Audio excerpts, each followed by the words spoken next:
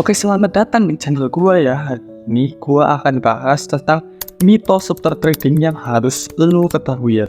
Karena ini memang simpang siur sekali yang membuat pemula itu nggak mau yang namanya belajar trading lebih dalam gitu. Karena semua itu karena kesalahpahaman dari influencer-influencer yang memang kadang-kadang nggak bertanggung jawab untuk meng-share informasi-informasi yang berada di dalam trading gitu ya. Oke, gua akan bahas itu ya, 5 mitos trading yang lu harus ketahui sebelum lu masuk trading ya, masuk dunia trading lebih jauh gitu. Nah, yang pertama adalah perdagangan adalah jalan menuju cepat kaya ya. Trading itu dianggap oleh sebagian orang itu adalah jalan menuju cepat kaya. Padahal sebenarnya nggak begitu guys. Semua itu harus butuh proses ya, yang namanya skill ya.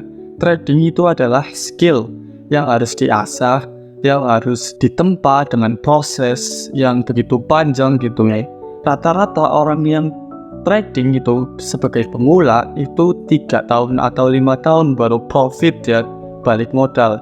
Tapi setelahnya itu ya, uang itu kayak mudah banget untuk didapat. Sekali klik itu cepat banget untuk dapat uang di tradingnya. Ini memang resikonya tinggi ya, hasilnya pun memuaskan gitu. Tinggal lu pilih jalan yang mana ya. Ini memang hal trading itu bukan untuk semua orang ya. Mungkin ada dari 1 juta orang cuma 1 orang yang bisa trading ya. Makanya gue saranin kalau seandainya lu menjadi full time trader ya, sebaiknya income lu memang harus stabil dulu di tradingnya. Atau kalau nggak bisa, sebaiknya lu cari side job ya, yang mungkin bisa menutup kehidupan lu secara stabil. Jangan trading yang dipolin gitu, tapi trading lu masih berantakan ya, nggak tahu metode, nggak tahu resiko, akhirnya hasil loss ya. Jangan sampai seperti itu. Nah, yang biasa tuh gue sering dengar ya, orang itu kalau seandainya yang namanya profesi trader itu pasti ya diidentikan dengan sering lihat chart ya. Pada dasarnya dia, gue kasih tahu, gue sebagai profesional trader yang sudah menekuni trading ini selama 4 tahun lebih ya, itu nggak ada ya, trading itu lihat market terus ya. Itu tergantung time frame lu ya, pakai time frame H4 kah, M30 kah, atau D1 ya. Tergantung orangnya itu mau scalping, swing, atau mungkin day trading gitu. Kan banyak style orang masing-masing gitu. Ya kebetulan gue sebagai trader itu suka yang namanya swing trading yang pakai time frame D1 dan H4 ya, yang biasanya gue pantau 4 jam sekali atau sehari cuma sekali doang. Jadi gak pernah tuh yang namanya mantau market tiap hari ya, yang membuat bikin stres gitu.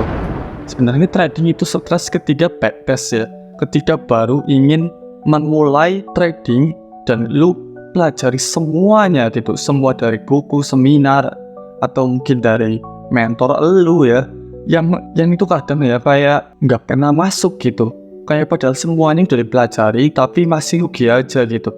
Lu harus nemuin itu, nemuin kayak clicking moment gitu, kayak sting gitu di kepala lu gitu, kayak ada sebuah kecerdasan yang muncul atau pencerahan yang muncul supaya ilmu trading ini ya, skill trading ini bisa dikuasai oleh lu ya. Jadi nggak perlu mantau market setiap hari guys. Artinya lu harus backtest supaya nggak mantau market, karena lu tahu datanya, tahu probabilitasnya, tahu risk reward rasionya, tahu berapa holding periodenya itu ya. Gue tahu semuanya, makanya gue nggak pernah mantau market setiap hari gitu ya. Orang yang mantau market setiap hari udah jelas itu berarti trader pemula ya, baru mungkin 1-2 bulan gitu. Nah, selain ya trading itu dianggap sering mantau market ya, ada mitos yang ketiga, yaitu trading memerlukan yang namanya modal besar ya. Ya memang ya, kalau seandainya trading itu perlu modal yang besar, tapi sebelum lu menggunakan modal besar, sebaiknya ya lu coba yang namanya mengelola dana kecil ya. Nggak pantas orang yang belum bisa mengelola dana kecil kemudian dipakai menggunakan dana yang besar, ya, alangkah hasilnya itu sama aja guys. Ya, dana kecil lu nggak bisa ngelola, apalagi dana besar yang psikologinya itu pasti besar juga, resikonya juga besar. Ibaratnya nih, lu kalau pakai uang cuma 1 juta gitu ya, apa yang namanya resikonya cuma 1% itu berapa? 10.000 doang guys. Apa artinya uang 10.000 doang gitu kan?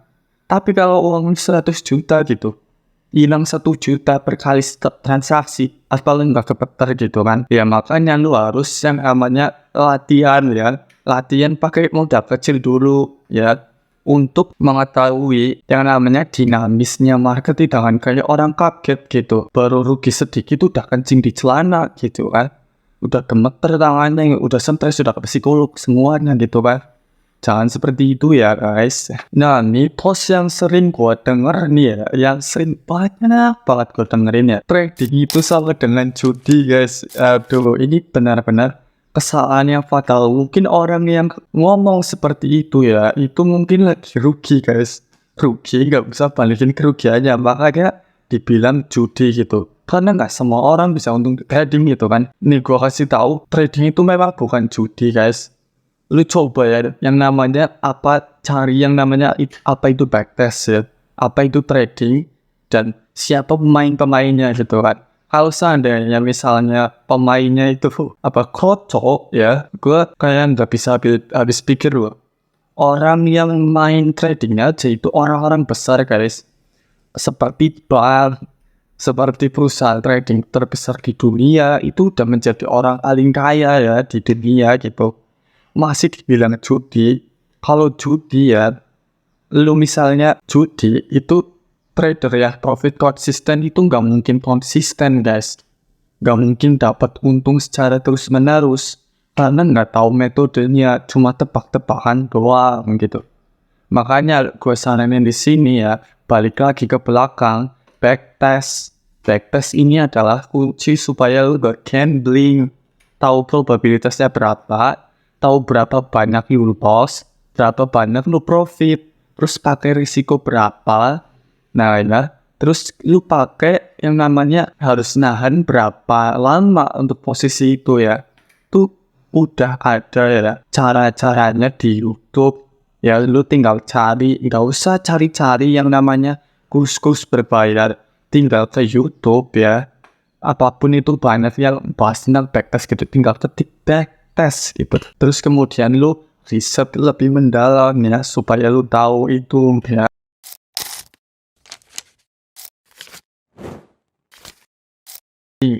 Ya, itu adalah mental block ya guys. Awalnya gue dulu yang memang belajar sebagai pemula, emang apakah gue bisa ya sukses di trading ya? Gue pernah berpikiran seperti itu guys. Tapi alangkah baiknya lu jangan pernah berpikiran seperti itu guys. Harus optimis gitu. Seiring berjalannya waktu ya, lu pasti akan pintar dengan sendirinya gitu. Sering yang namanya riset, sering yang namanya memperbaiki diri, kemudian diasah terus skillnya ya, maka dengan sendirinya lu akan pede dengan diri lu sendiri gitu. Orang yang nggak pede itu biasanya orang yang nggak punya prestasi. Makanya ya, lu ya berusaha untuk selalu berprestasi ya. Misalnya kayak trading nih misalnya ya, lu memang belum punya bakat di trading ya, itu sebaiknya selalu diasah terus sampai lu baik, sampai lu pede ya, sampai lu bisa yang namanya profit di market. Maka dengan sendirinya lu, oh ya gue udah profit nih, gue makin pede nih pakai uang besar gitu kan.